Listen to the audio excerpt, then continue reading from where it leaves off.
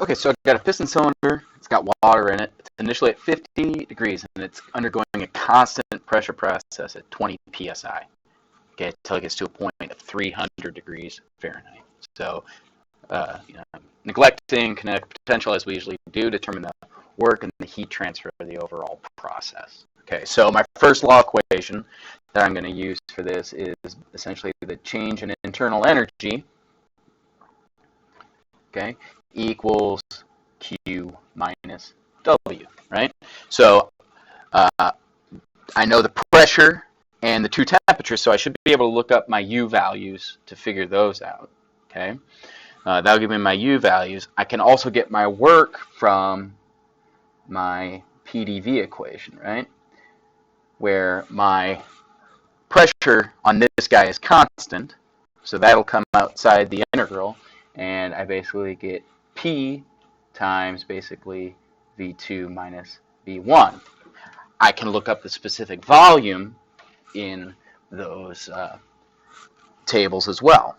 Okay, so what I'm going to do is I'm going to go look up U1 and V1, and I'm going to go look up U2 and V2.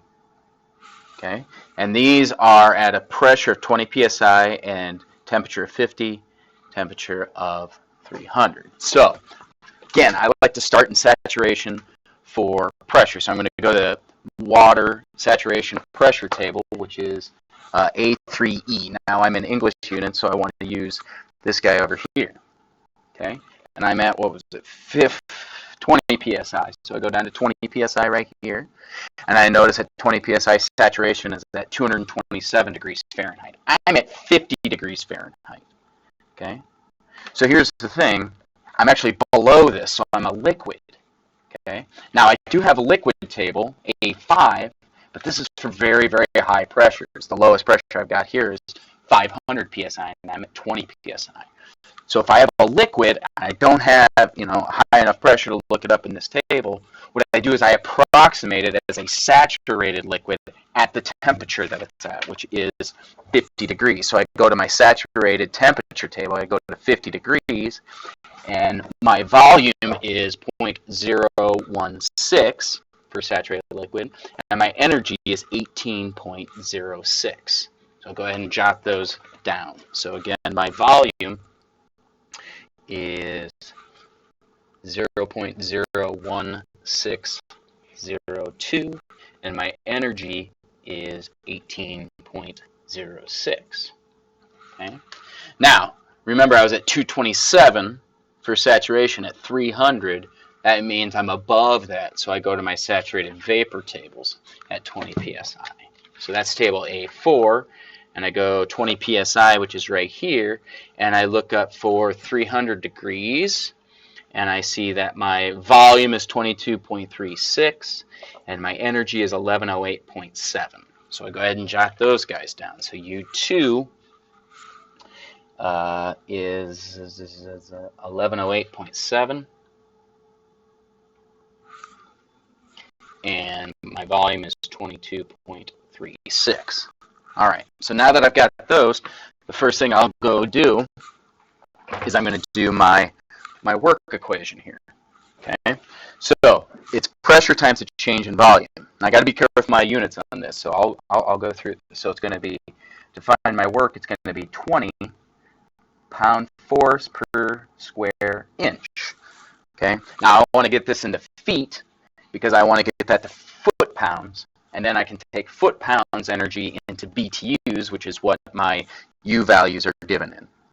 Okay, so I'm going to take that value times 144 inches squared per square foot, right? Because there's 12 inches, you square that, I get 144. That gets rid of my inches in it, so I've got pounds per square foot now. I'm going to take that times my change in volume, okay, which is 2236 minus 0.01602. And my units on that are cubic feet per pound mass. So what I have now is exactly what I was talking about. I've got pound feet or foot pounds per pound mass. Now I want to convert that to BTUs, which is what my U's are in, and that's the values that I ultimately want them in. And my conversion factor for this one is going to be 1 over 778, where 778 is foot pounds,